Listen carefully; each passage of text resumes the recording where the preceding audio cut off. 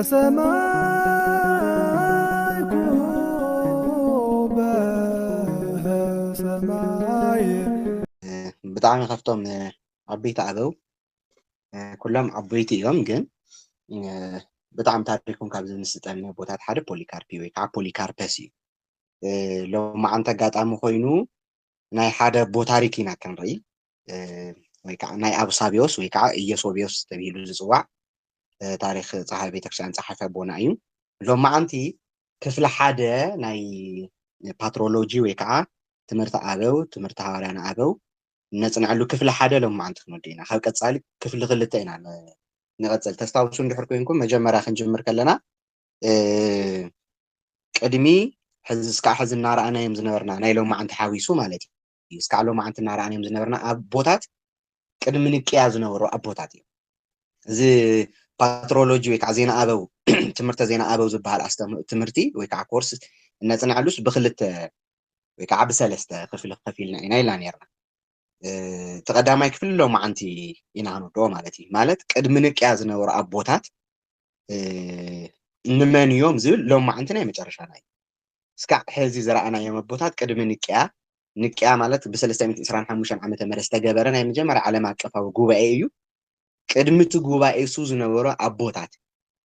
قدمي بجوبا أي درجة توصلنا من فقنا استمرتات قدم ملعلو زنبرة جوبا أي زنبرة أبوتات ينارينا زلنا نايلو ما عندي سبوه مسودة أنا قبل ما عند قتيلو قبل ندعك كاب قصالي حاموس I think جميرو نريهم كعه على زمن نكيا زنورو أبوتاتنا إنما يوم أستمرهم تاي مسل نيرو مهران بيتكشان تبيلهم ينسول لتوساتهم تا يوم زل أبوتات دحر نكيا لنا كان رينا مالتي لو ما عنتجن كاب ناي كرمنك أزنور أبوتاتنا مودعتا أبو سابيوس تاريخ صحاكي كأو جميرنا نرينا ملعنا እግዚአብሔር በብዘለና ይንኩላትና ይርዳና أبو سابيوس ካፍቶም ዓበይቲ ዝፍለጡሉ ታሪካት ታሪክ ጸሐፋይነት እዩ ቅዱስ አውሳቢዮስ ታሪክ ጸሐፊ ቤተክርስቲያን ይባል ተስታውሱ እንደሆነ ከኩም ተሞቦታት እዚአቶም ልዕሊና ዝራይና ሞቦታት ናይ ዓለም ጸጋ ነይሮም ናይ ስነ መለኮት ሊቃት ነይሮም ዝፍለይሉ ሞር ፍልይ ኢሎም ዝረአይሉ ብናይ ስነ መለኮት ብናይ ነገረ መለኮት ሊቅነቶም ዝፍለጡ ብናይ ቤተክርስቲያን ምሕደራነቶም ዝፍለጡ ብጸሐፊነቶም ዝፍለጡ بفلي ዝፍለጡ ነይሮም ዘቦዚ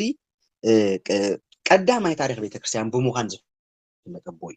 ከም ተስታውሱ ታሪክ ቤተክርስቲያን ክስነድ ካብ ዝጅመር ንኣስታት 1700 ዓመታት ተቢሉ ገይሩሎ እስካዕ ሕዚ ታሪክ ቤተክርስቲያን ምስናድ ካብ ዝጅመርስ ክንደይ ዓማውቲ እዮም ሓሊፎምዎ ዘሎ ማለት እዩ 1700 ዓመታት ሓሊፎም ሕዚ ክንደይ ኢና ዘለና 2017 ኣይኮነ 2017 أكاب 300 زمن زنبرة ويكعسكع الزبوزي ويكعسال 900 خفلة زمن الكبابي تاريخ بيت كريستيان بنتصور أي سنة النير كم عين سيتويش تزنبرة شعو زنبرة environment نمعلو زفك إليه نبرة تاريخ بيت كريستيان نخس الند بسنة درجة كسند كابز جمرلو كابز زبوزي كاب أوصابيوس جميرو تاريخ بيت كريستيان مسنا تجميريو ስለዚህ ታሪክ ቤተክርስቲያን ክስንድ ካብ ዝጅምር ኣስታት ክንደይ ዓመታት ገይሩሎ ማለት እዩ 1700 ዓመታት ገይሩሎ ማለት እዩ ነዚ ታሪክ ዝክስንዱ ካብ ተላዓሉ ድማ ካብቶም ዋናታት ኣቦታት ሓደ ኣውሳቢዮስ ወይ ከዓ ኢዮሶቢዮስ ተባሂሉ ይፅዋዕ እዩ ኢዮሶቢዮስ እትፈላማይ ወይ ከዓ ናይ መጀመርያ ናይ ፈላማይ ኣቦ ምዃኑ ኢና ንርኢ ማለት እዩ ኣውሳቢዮስ ብ260 ዓመተ ምህረት ወይ ከዓ ድሕሪ ልደተ ክርስቶስ ويتانا مدحينا يس كريستوس كاو زولة دحر 260 عامتات أب فلسطين ويكعا حزي غازا سرط زبحال بوتان مالتي مس إسرائيل طورنت زلو بوتان دومو زي سومون زي سممع تغيير تبهيلو بزح من إسرائيل عالم بحفشة تسفى زخونه زحقو زلو فلسطين ويكعا فلسطين من ناتبالت تصوع مالتي يسوبيس ب260 عامة مرت ኣብ ፓለስቲን ወይ ከዓ ኣብ ፍልስጤም ዝበሃል ዞባ ተወሊዱ ብጳንፍሊስ ዝበሃል ክርስቲያን ሓደ ኣማኒ ክርስቲያን እናተምሃረ ዝዓበየ ኣቦ እዩ ኣውሳቢዮስ ማለት እዩ ጳንፊሊዮስ ሰዓቢ ናይ ኦሪገን ዝነበረ ሰብ እዩ ጳንፊሊስ ንብሎ ዘለና ንኣውሳቢዮስ ትምህርቲ ክርስትና ዘምሃሮ ኣቦ ወይ ከዓ ሰብስ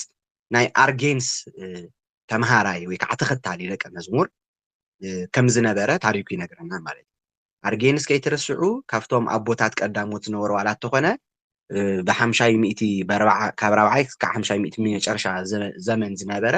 ግዜ ዝተወገዘ ኣቦ እዩ ብዝሓለፈ ናቶ ታሪኩ እውን ርኢና ነርና ኢና ብትኡ እዋን ንሱ ግን ንቤተክርስትያን ብዙሕ ዋጋ ዝኸፈሉ ካብቶም ኣቦታት ሓደ ስለ ዝነበረ ኦሪገን ተኸተልቲ ነይሮም ካብኣቶም ሓደ ኣውሳቢዮስ እውን ኣለዉ ካብኡ ዝወሰዶም ኣስተምህሮታት እውን ኣለዉ ክንሪኦም ኢና ካብኡ እንደገና ከዓ ካልኦት ደቀ መዛሙርቲ እውን ነይሮም እዮም ማለት እዩ እና ኣንፊሊኪዩስ ንኣውሳቢዮስ መምህሩ ዝነበረ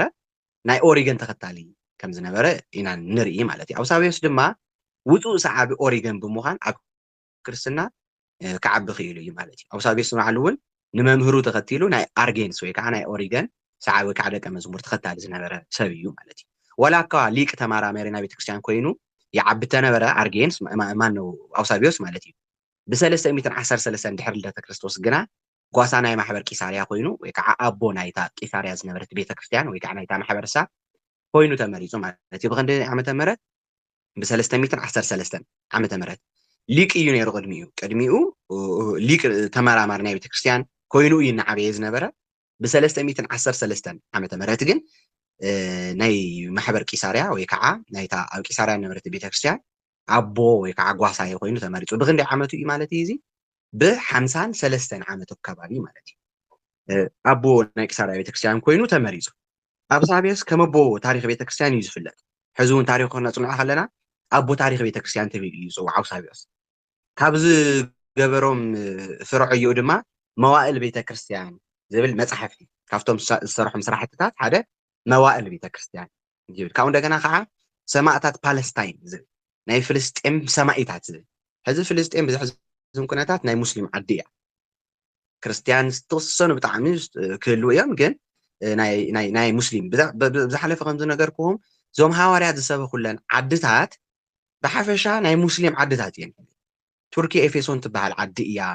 እተን ዘናይ ዓረብ ሃገራት ብዙሕ ግዜ ክርስትና ዝተሰበከለን ከም ዘይምዕዳል ኮይኑ ሕዚ ናይ ሙስሊም ዓዲ እየን ኮይነን ዘለዋ ዞሮ ዞሮ ግን ሰማዒታት ፓለስታይን ዝብል ወይ ከዓ ናይ ፍልስጤም ሰማዒታት ዝብል መፅሓፍ እውን ከም ዘለዎ ከምኡ ከዓ ታሪክ ቤተክርስትያን ዝብል ብዓብዩ ዝብል መፅሓፍቲ ዘጠቃለለ እዩ እዚኣቶም መዋእል ቤተክርስትያን ሰማዒታት ፓለስታይን እና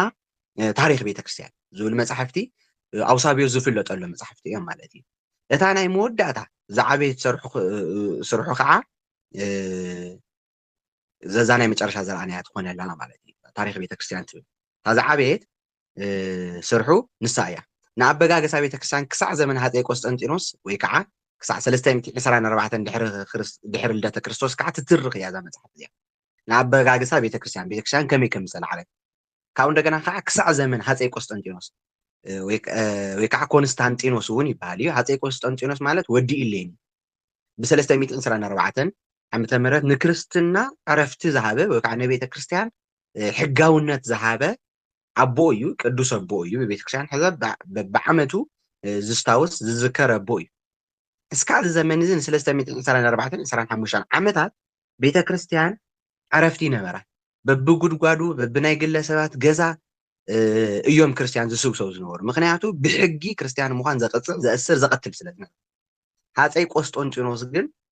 ኣብ ዝመፀሉ እዋን ብ324 ክርስትና ዕረፍቲ ረኺቡ ሕጋዊ ኮይኑ ምእመናን ከም ልቦም ዝስብሰብሉ ክርስትና ዝስበኸሉ ቆስጠንጢኖስ በዓሉ ክርስቲያን ዝኾነሉ እዋን ወይ ከዓ ወርቃማ ናይ ቤተክርስትያን ዘመን ዝበሃለሉ እዋን እዩ እቲ እዋን ንሱ ማለት እዩ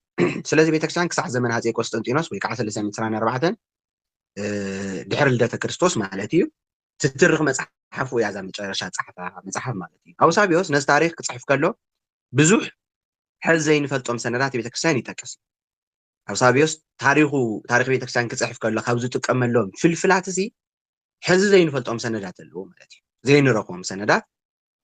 ናይ ቤተክርስትያን በቲ እዋን ንሱ ዝነበሩ ሕዚ ግን ካብ ናይ ኣውሳቢዮስ መፅሓፍ ተዘይኮይኑ ኣብ ከምዚ ዓይነት መፅሓፍ ኣብ ከምዚ ዓይነት መረዳእታ ኢሉ ዝጠቐሶ ተዘይኮይኑ እቶም ዝጠቐሶ መረዳእታታት ብዕላው ክንረኽቦም ዘይንኽእል እዩ መረዳእታታት ይጠቅስ እዩ በቲ እዋን ንሱ ድሕሪ ዘመናት ናይ ዘመናት ከይዱ ክኾን ይኽእል እቶም መፅሓፍቲ ወይ ከዓ እቶም ዝጠቐሶም መረዳእታታት ክርከቡ ይከኣሉ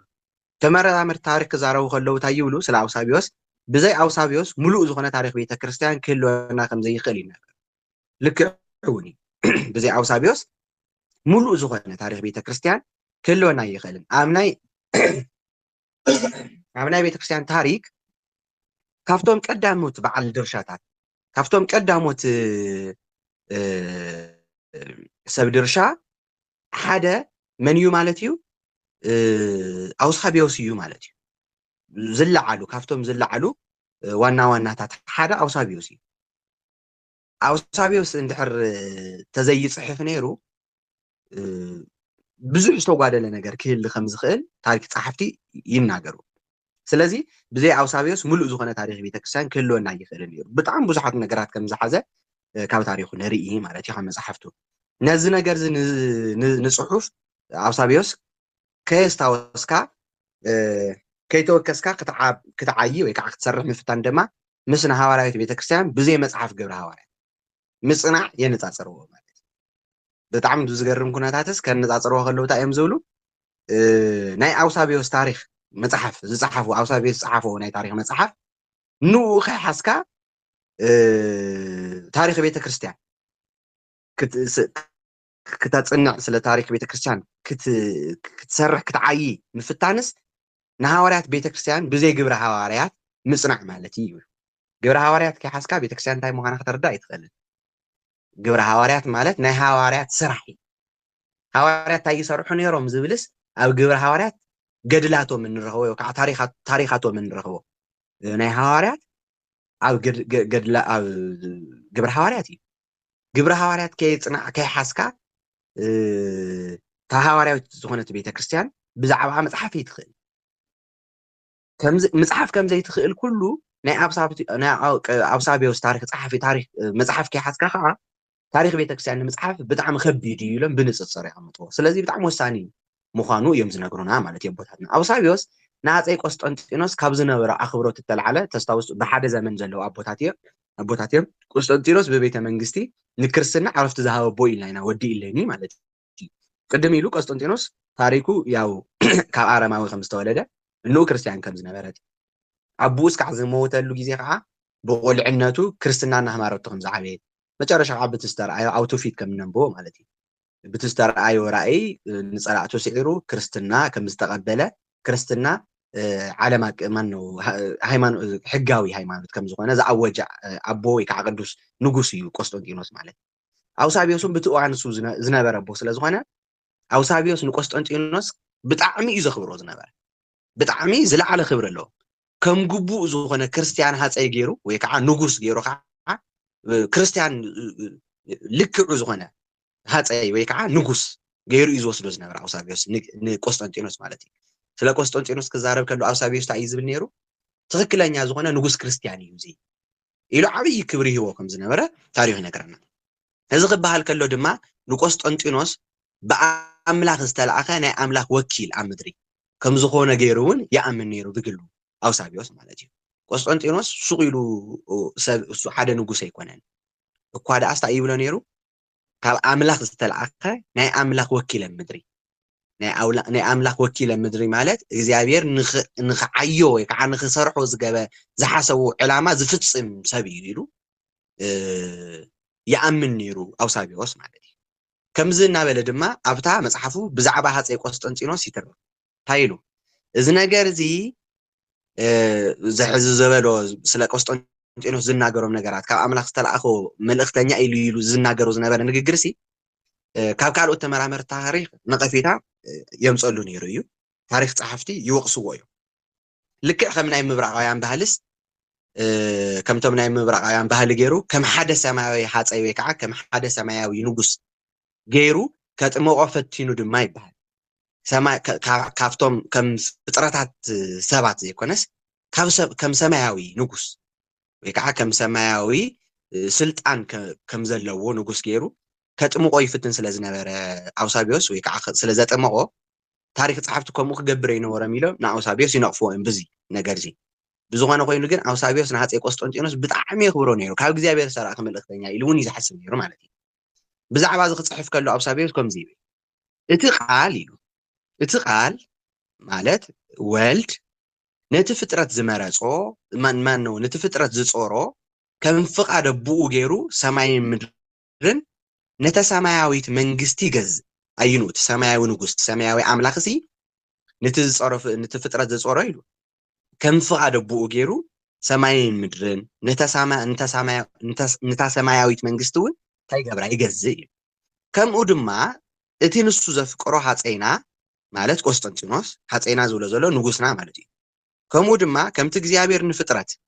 ከም ፍቃድ ኣቦኡ ገይሩ ኢየሱስ ክርስቶስ ማነው እግዚኣብሔር ወልድ ከም ፍቃድ ኣቦኡ ገይሩ ሰማይን ምድርን ነታ ሰማያዊት መንግስቲ ዝገዝእ ከም ዝገዝኣሲ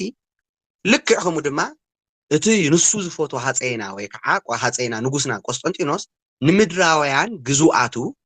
ናብቲ ሓደ በይኑ ውሉድ ዝኾነ ቃልን መድሕንን የምፅኦ ማለት እግዚኣብሔር ንክፈልጡ ይገብሮም እቲ ምድራዊ ንጉስና ከዓ ይብሎ ግዙኣት መንግስቱ ድማ ይገብሮም ማለት ግዙኣት መንግስቱ ዘሎ ንናይ እግዚኣብሔር መንግስቲ ግዙኣት ይገብሮም እቲ ቅድሚ ምስራት ዓለም ዝነበረ ቃል ኤፌሶን ምዕራፍ 1 ዘሎ ቃል ይዝጠቅስ ዘሎ እቲ ቅድሚ ምስራት ዓለም ዝነበረ ቃል እቲ ፀዋሩ ኩሉ ንእግዚኣብሔር ወልድ ዝናገሮ ዘሎ እዩ እዚ ቅድሚ ምስራት ዓለም ዝነበረ ቃል ዝብሎ ዘሎ እዩ እግዚኣብሔር ወልድ እዩ እቲ ፀዋሩ ኩሉ ዘርኢ ናይ ሓቂ ጥበብን ምድሓንን ንደቀ መዛሙርቱ ይህብ የንቅሖምን ብዛዕባታ መንግስቲ ኣቦ ድማ ምስተውዓል ፍልጠት ይህቦም ኢሉ እቲ ፈታዊኡ ዝኾነ ሃፀይና ማለት ቆስጠንጢኖስ ንጉስና ከዓ ኢሉ ንቃል ኣምላኽ ከም ተርጓሚ ይዓዮ ንኩሉ ዓሌት ሰብ ድማ ናብ ፍልጠት ኣምላኽ የምፅእ ሕግን ሓቅን ፍርሓት እግዚኣብሔርን ንኩሉ ይውጅ መን እዚ እቲ ምድራዊ ንጉስ ከም ዝነበረ የመጉሶ ማለት እዩ ንኩሉ ኣብ ምድሪ ዝነበሩ ድማ ብብርቱዕ ድምፂ ይእውጆ ብብርቱዕ ድምፂ ይእውጆ ይብል እሞ ኣውሳብዮስ ዝያዳ ዝፍለጠሉ እዚ ኢሉ ይፅሕፍ ካብዚ ብምቕፃል ኣውሳብዮስ ኣዝዩ ዝፍለጠሉ ሕዚ ኣብዚ ልዕሊና ዝረኣናዮም ነገራት እዩ ዝብል እግዚኣብሔር ወልድ ብፍቃድ ኣቦኡ ዓለም የመሓድር ከም ዝነበረንቲ ሰማያዊ ዓለም ይገዝእ ከም ዝኾነ ከምኡ ልክዕ እቲ ሃፀይና እቲ ዝንጉስና እውን እንታይ ይገብር ይብሎ ፍጥረት ኩሉ ናብ እግዚኣብሔር ንክምለስ ክርስትና ንክፈልጥ ኣምላኩ ንከምልኽ ዝገብር ንጉስ እዩ እናበለ የመጉሶ ነይሩ ማለት እዩ የመጉሶ ነይሩ ንሕግጋት ሓቅን ፍርሓት እግዚኣብሔር ንኩሉ ይእውጅ ነይሩ ንጉስ ንኩሉ ምድሪ ዘሎ ድማ ብብርቱዕ ድምፂ ይእውጆ ቃል እግዚኣብሔር ይነግር ይብል ማለት እዩ ኣውሳብዮስ ዝያዳ ዝፍለጠሉ ኣዝዩ ዝፍለጠሉ እቲ ኣብ ምድሪ ታሪክ ቤተክርስትያን ዝገበሮ ኣበርክቶ እዩ ካሊእ ኣውሳብዮስ ዝፍለጠሉ ሓደ እንታይ እዩ እቲ ኣብ መጽሓፍ ታሪክ ቤተክርስትያን ዝገበሮ ኣበርክቶ እዩ ማለት እዩ ታሪክ ቤተክርስትያን ካብቶም ዝፅውዐሎም ዓበይቲ ጉዳያቱ ሓደ እዩ ማለት እዩ እንተኾነ ኣብ ስነ መለኮታዊ ኣመለኻኽቱ ብመሰረት ጉባኤ አንጾኪያ ናይ 325 ዓመተ ምህረት ገለገለ ወይ ከዓ ዝተወሰኑ ስሕተታት ከም ዝተረኽቦ ዝሰሓት ኣይኮነን ቅዱስ ኣውሳብዮስ ናይ ኣርጌን ዝተማሃራ እዩ ነይሩ ኢልና ኢና ቅድሚኡ ግን ቅድሚ 325 ዘመን ዝነበረ ብ260 ዓመት ተወሊዱ ብ313 ዓመተ ምህረት ኣካባቢ ናይ ቤተክርስትያን ኣቦ ኮይኑ ሓደ ስሕተታት ነይሮሞ እዮም መጀመርያ እንታይ ዓይነት ስሕተታት ብዚ እዋን እዚ ብ313 ዓመታት ኣካባቢ ኣርዮስ ዝነበረሉ ዘመን ኣብዚ እዋን እዚ ናይ ኣርዮስ ኣስተምህሮ ብሰፊሕ ናተስፋሕፍሐ ዝኸድ ዝነበረ እዋን እዩ ኣርዮስ ካብቶም ክሕደታቱ ሓደገኛ ካብ ዝገበሮም ነገራት ሓደ እንታይ እዩ ተባሂሉ ኣርዮስ ብግጥምን ብዜማን ገይሩ ይሰብኽ ምንባሩ ኣርዮስ ናይ ጥበብ ሰብ እዩ ዝነበረ ትኽብሎ ዝደለየ ሓሳባት ኣብ ሰባት ምእንታንስ ከስርፆ ይደሊ ስለዝነበረ እንታይ እዩ ዝገብር ነይሩ ግጥሚ ይገጥም እሞ ነቲ ዝደልዮ ወልድ ፍጡር በባህርየ ለቱ ሰባት ወልድ ፍጡር በባህርየ መለኮቱ ዝብል ክሕደት እንዲኽሕዱት ናይ መጀመርያ ኣብ መጽሓፈ ጥበብ ዘሎ ጥበብ ፈጠረተኒ ዝብል ቃል ሒዙስ ጥበብ ፈጢራትኒ እያ ዝብል ቃል ሒዙ ጥበብ ማለት ወልዲ ኢሉ ንወልዲ ኢየሱስ ክርስቶስ ብርግጽ እዩ ጥበብ ስለ ወልዲ እውን ይንገር እዩ ግን ስለ ወልዲ ጥራሕ ይኮነ ዝንገር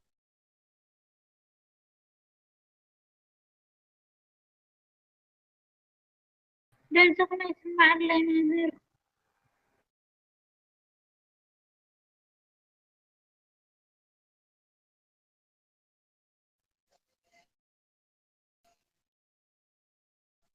سمع الله خدي نيتورك طفيو نيري مثلني هو لما حلو تقول مثلا هو ماشي يكرتا نيتورك طفيو نيرو اريوس كافتم كحدتاتو حدا جنيا زغورو ناي اريوس كحدتا እዩ ወልድ ፍጡር እዩ ጥራሕ ኣይኮነን እዩ ወልድ ፍጡር እዩ ኢሉ ተዝኸውን ነይሩ አርዮስ ምናልባት ሰአን ምፍላጦ እዩ ብዝብል አቦታት ከረድእዎ ክምክሩ ነይሮም ምክንያቱ ወልድ ፍጡር እዩ ተዝብል ታይ ማለቱ እዩ አይ ወልድ ኢየሱስ ክርስቶስ ካፍቶም ሰለስተ አካላት ካብ አካላተ ስላሴ ማለት እዩ ካብ አብ ካብ ወልድን ካብ መንፈስ ቅዱስን እቲ ሓደ ወልድ እግዚአብሔር ወልድ ስጋ ስለዝለበሰ ወይ ከዓ ስጋ ስለዝተዋሃደ ብስጋ ስለዝረአዩ እዩ ፍጡር መሲሉ ወይሎም ከሓስቡ ይኽእሉ ግን ችግሩ ከም ኢሎም ከይሓስቡ ቦታትና እውን ኮምፕሮማይዝ ከይገብሩሉ ወይ ከዓ ካሊ ነገር ከይሕሰብ አርዮስ ወልድ ፍጡር እዩ ጥራሕ አይኮነን እዩ ማለት ብስጋ ስለዘረአኽዎስ ስጋ ለቢሱ አምላኽ ስጋ ክለብሰ ይኽእል ዝብል ክሕደት አይኮነን ጭሒዱ ማለት እዩ ካብዚ ብላዕሊ እዩ ይሕዱ ታይሉ ወልድ ፍጡር ጥራሕ ተዝብል ነይሩ ብስጋ ርእይዎ እዩ ብስጋ ስለዝረአዮ ስጋ ሰብ ለቢሱ ስለዝረአዮስ ፍጡር መሲልዎ ክበሃል ይኽእል ነይሩ እዩ ነገር ግን ከምኡ ከይበሃል አርዮስ ታይሉ ይኽሕዱ ወልድ ፍጡር በባህርየ መለኮቱ እዩ ለቱ ስዋት ክብርን ምስጋናን አምላኽና ይኹን እሞ እግዚአብሔር ወልድ ገና ስጋ ቅድሚ ምልባሱ ምሰቡኡን ምስ መንፈስ ቅዱስን አምላኽ ነይሩ ኢልና ነመስግነሉ እዋንስ ሽዑውን ገና ስጋ ቅድሚ ምላሱ በባህርየ መለኮቱስ ፍጡር እዩ ነይሩ ኢሉ ይኽሕዱ ስለዚ ብስጋ ርእይዎ ከይበሃል ገና ቅድሚ ስጋ ምልባሱ እውን ፍጡር ነይሩ ዝብል ዓብይ ክሕደት ይክሕዱ ዝክሕደት አስተምሮ እዚ ከዓ ኣብቲ እዋን ንሱ ኣብዚ አብሳብዮ ሰብ ዝነበረሉ እዋን ንብዙሓት ሰባት በሪዙ ምንባሩ ኢና ንርኢ ማለት እዩ ምክንያቱ አውሳቢዮስ ቅድሚን ጉባኤ ንቅያታ ናይ መጀመርያ ብ325 እንድያ ናይ ንቅያ ጉባኤ ተገይራ ቅድሚታ ጉባኤ ምግባራስ ናይ አርዮስ አተሓሳሰባ ሒዙ ነይሩ አውሳቢዮስ በዓሉ ዝቦዝ ንሪኦ ዘለና ሕዚ ዝተወሰኑ ዝተበረዘ ዓይነት ምሁሮ ሒዙ ነይሩ ማለት እዩ ምክንያቱ ናይ አርዮስ ትምህርቲ ንብዙሓት ሰባት ናብ ሓረስታይና ከደ ግጥሚ ይገብር ታ ዝኻዳ ክሕደትስ ብግጥምን ብዜማን ገይሩ ይሰርሓ እሞ ሰባት ኣብ ስርሖም ኣብ መንገዶም ናከዱ ንኣ ንኸዚሙ እናዘሙ ወይ ከዓ ንኣ ብድምፂ እናበሉ ምስ ውሽጦም ከዋህድው ብጣዕሚ ሓደገኛ ዝገበሮ ናይ አርዮስ ክሕደት ይጥቀም ስለ ዝነበረ እና አውሳቢዮስ እውን ንእሽተን ናይ አርዮስ ትምህርቲ ዝፀለወ ይመስል ማለት እዩ መጀመርያ እንተኾነ ኣብ ስነ መለኮት ኣመላኽቱ ብዙ እውን እዩ ኣብ ስነ መለኮት ኣመላኽቱስ ብመሰረት ጉባኤ አንጾኪያ ወይ ከዓ ናይ 325 ገለ ስሕተታት ከም ዝነበረ አቦታት ይናገሩ እዮም እዚ ድማ ንአርዮሳዊ ኣመላኻኽታ ምድጋፍ እዩ እንት ናይ አርዮስ ኣመላኻኽታ ድጋፍ ምዃኑ እዩ ማለት እዩ እዚ ዘርእየና ክሳዕ ክንደየናይቲ ኣመላኻኽታ ናይ አርዮስ ኣመላኻኽታ ኣብ ቤተ ክርስቲያን ኣካታዕ ጉዳይ ምንባሩ እዩ ብትእዋን ንሱ ማለት እዩ ከም ዓበይቲ ኣቦታት እኳስ ስኢሉ ብቐሊሉ ዝሕለፈ ይነበረ ንኣዋርሕ ዝኣክል ኣቦታት ዘትዮምሉ ጸሎት ሒዞምሉ ዝተገበረ ጉባኤ እንድዩ እውን ስኢልካ ብሓንቲ ግዜ ከምዚ ሕዚ ዝግበር በቃ ነውግዞ ንወስን ተቢልካ ኣይኮነን ብዙሕ ግዜ ተወያይቶም ናብ ወርሒ ዝኣክል ግዜታት ዘትዮም ኣብቲ ርእስሱ ኣዋጊዖም መፅሓፍቲ ፈቲሾም ኩላቶም እቶም ናትና ኣቦታት እውን መፅሓፍቲ ፈቲሾም እንታይ እዩ ዝብል ኢሎም መርሚሮም ናይ ኣበው ኣስተምህሮታት ፈቲሾም ንእግዚአብሔር መንፈስ ቅዱስ ብልመና ብጸሎት ተጊሆም ለሚኖም እዮም መጨረሻ ትውሳኔ እሱ ዝወሰኑ አርዮስ እውን ተረቲዑ ትምህርቲ ዝተገዘ ማለት እዩ ተኣመላኻኽቱ እሱ ግን ኣካታዕ እዩ ነይሩ ብትዋን እሱ ማለት እዩ ኣካታዕ ምንባሩ ኢና ንርኢ እና አውሳቢዮስ እውን ዝጸልዮም እንድሕርተ ነይሩ ኣካታዕ ጉዳይ ነይሩ ግና ኸ ድሒሩ ኣብ ጉባኤ ንቅያ ነዚ ነገር እዚ ክእረመሉ ብምስምዕምዑ ነቲ ናይ ንቅያ እሙንቶ ወይ ከዓ ነቲ ናይ ንቅያ መሰረተ እምነት ዶግማ ፈሪሙ ተኸቲሉ ወይ ከዓ ስዒቦ እዩ አውሳቢዮስ ማለት እዩ ቅድም ኢሉ ስሕተታት ነይሮም እዮም ድሓር ግን ኣብቲ ጉባኤ ኣብቲ ናይ ንቅያ ጉባኤ ኣቦታት ተሰብሲቦም እዚ ጉዳይ እዚ ትክክል ኣይኮነን ከምዚ ዓይነት እምነት ይክህልወካ ዝግባእ ኢሎም ብዝሃብዎ ብዝነገርዎ ኣስተምህሮ መሰረት ተኣሪሙሉ ተስማዕሚዑ ከዓ ኣብቲ ናይ ንቅያ ጉባኤ ወይ ከዓ ኣብቲ ሽዑ ዝተፈረመ أفتشتو عستنا جرا إمنتوست وسد إمنتو ويك عدوجما فريمو بفيرمو الرجاجيتو سيئو يا أوساد وس مالتي من على توز تأيام زولو حدا ناب أنصوكي أنا بزل أخو مصحفة لو ناب أنصوكي أنا بزل أخو بصحفه حدا أبوتات تايبلو يوم كابلبو أي تقبلوا النيرو زولو بوتات له جن تزاي تقبلوا تعينت أسمره يوزبل جن بصحف سلزي رخوكو يمزحو الناوسي حدا سندات جن كم ورخي بالله كابلبو يتقبلون سوي لا يتقبل إلى فريم ولا أخي دمبر كابلبو سيتقبلون أي توحط له النيرو زولو سندات رخي بالله جن توم زي توحط له أستمرتات بنصور ون زيام أي برهولين أي تنتصروا لين زبلو بسند درجة سلزي رخوكو يمزحو العالم كم زول استوصل صحفت جنا له مالتي زي مفلات سلازي يقولنا هزنا يخن كيد لنا مالتي جنا قد أفت جوا السجن بت ناي جوا إنك منتو يكعبتن إحنا صلوا هايمانوتينا استجمرة كله صلوا هايمانوت كله أو جوا إنك يكون أنتو وديو أو جوا قصت أنت إني أوني رؤيو استوصخه زورو جن بتناي جوا إنك منتو يكعدوك ما تسمع معي فريمو كم زي ساعة ومنتو مبوتاتنا إيو تاريخنا نقرنا مالتي مز كل جنا أبساس بتزبركتو تاريخ كم أون أجلجلتو أبكي سارة كم حدا عبي ناي بتكسيان سب نخذكر ويكعا نخستاوس ناتستاوس ناتذكره زنبر مخانو زتراتر نجر جنا يكون مالتي زي ما بوتات زياتهم عبيت سرحتات اللو عبيت سرحتات اللو من عربات تصقمني رؤو يتبهلو كوا تزح الساب كوا نبيت كريستيان زجبروا وعلتها جن قليل يكون بتعم عوي قداء له كم تزول كوخم تجاجي يوزبل بنصور بزرزر زرقوا كونا جري لن حدا سندات ياكم ورخي بز الله نجرجن بناي بعلو فيرما مسارات كم من ريوجن ناي نكيا جوباء تقبلوا يو بفيرمو وانت عريم الليلو استعقلوا يو نجرجن كم قاعد زي خونس نبيت كريستيان زجبروا عبي قداء مغنياتو بيت كريستيان كنفلت تاريخ كنفلت تاريخ أبوتاتنا كنفلت سنيدو زقمت أن خفتهم عبيت بوتاتن فلا ما يزبها لبو حدا أو سابيوتي مالتي سلازي مزخول لجنا أو سابيوس بيت زبركوت تاريخ كمون أجلجلتو أبكي سارع كم حدا عبينا بيت كريستيان سب كذكر زنبر مخانو زتراتر يكونن مالتي أبي وقت بيت كريستيان دحر السدات عبي صلوا كم زنبرون كنرد أنا خلينا أفتانا بيت كريستيان هي وتبيك عونا بيت كريستيان تاريخ دحر السدات بيت كريستيان عبي صلوا كم زنبرو نرينا مالتي كرسنا نحلاو تاريخ بيت كريستيان أمسناد عبي قداي عوي تأسواس أذن وربوي مالتي أبز لو تتعزبزحو زمان مالت لو تتعزبزحو مالت حدشت حسابات حدشت استمروتات حدشت ناي منفقنا حسابات أبز بزحلو بزح لو تأذن زماني كرسنا حقاوي زغونا اللو جيزي أيو كابزي حقاوي بزح لو تنيرو وفتو عن شو مالتي أبز لو تتعزبزحو زمان ناي كرسنا حيالو لك أونتي يوم زتسبتو عن شو مالتي زمانو ببز ترى قطري نو الناس عارو ويكعنو الناس تردو تمرت غرسنا ناس فحو زمت عبوتات سفحتن عبيتن بوتات يوم نيروم مالتي نايتهم ناتاتهم عيو دما مسارتها ناي كريستنا امنتات ويكع دوكترينس ويكع دوغماتات نبلو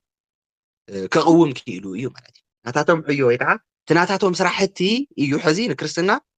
مسارت كوينو امنت ناي كريستنا امنت ناي كريستنا دوغما كقوم زخاله ناتاتهم سراحيو زي مبوتات زياتهم بقليلو سويلنا كن حالفهم نخل عين تبوتات يخونون بحافش عزوم كم جمرة جميرهم زرعني مبوتات زياتهم عبي واقع عوي استواص أزنورهم مبوتات دحر حزب تليك عاد دحر حزب قصلنا نريء مبوتات كع دوغماتات أموسان حجتات أموسان بيتكريستيان حز زلوا قصنا حتى حز جو ربوتات كعي فلذي زيت راح يكون مزحف قدوس بسنة درجة بمدبل درجة تصحيفون نقوم جبر بوتاتي ثلاث تاريخاتهم من مالته يكون نحنا مالت من ميوزي كوترا نجاركو إلى أنا حرفو نجار يكون تحذي تساليمنا إن كم قدوس الناتو نسالمو كم ناي إجزابير قال كم ناي نجوس قال كم مخانو دويلنا خبيرنا نسمع صلال ولي عبيت كريستيان تسمعوا قال وانجيلس سنيدوم إذا إي وانجيلاتكم እዚኦም እዮም መጽሓፍትኩም ኢሎም ፈልዮም ዝሃቡና ከዓ ድሕሪ ሕዚ መጽቦታት ኣሎ ስለዚ ናይ ዞም ቦታት እዚኣቶም ድርሻ ወይ ከዓ ግደ ቀሊል ኣይኮነን ዞም ቦታት እዚኣቶም ዞም ቀደሞት ዝረኣናዮም ቅድሚ ንቅያ ዝነበሩ ኣቦታት ከዓ መሰረት ንመን ሸንዲዮም ከይዶም እዮም ማለት እዩ ነቶም ድሕሪ ሕዚ እንመጾም ድሕሪ ንቅያ ዝበሃሉ ድሕሪ ዘቦዚ ንሪኦም ኣቦታት ኩላቶም ድሕሪ ንቅያ ዝነበሩ ኣቦታት ተባሂሎም እዮም ዝረኣዩ ማለት ስለዚ ናቶም ዕዮ ወይ ከዓ ናቶም ስራሕቲ መሰረታዊ ናይ ክርስትና እምነታት ወይ ከዓ ዶክትሪንስ ከቅውም ክኢሉ እዩ ማለት እዩ ቀፂልና ኣብዚ ናይዚ ዘመን ህይወት ክርስትና ዓብይ ጽልዋ ዝነበሮ ማለት ኣብዚ ጉባኤ ንቅያ እንዳሓር ዝበሃል ድሕሪ 325 ወይ ከዓ ኣብቲ 4ይ ሚእቲ ክፍለ ዘመን እዩ ዝበሃል 4ይ ሚእቲ ክፍለ ዘመን ዝነበረ እዋን ዓብይ ኣብ ክርስትና ዓብይ ጽልዋ ዝነበሮም ሊቃውንቲ ቤተክርስትያን ክንምልከት ኢና ኣምላኽና እግዚኣብሔር ናይ ሽዑ ሰባት ይበለና ቀጻሊ ድሕሪ ሕዚ ቅድሚ ንቅያ ኢና ሒዝና ዘለና ድሕሪ ንቅያ ዝነበሩ ቦታት እንመን እዮም ታሪኻቶም እንታይ ይመስል ዝብሉ ዝርዝር ኩነታት ክንርኢና ኣምላኽና እግዚኣብሔር ንኩላትና ይሓግዘና ወስብሐት ለእግዚአብሔር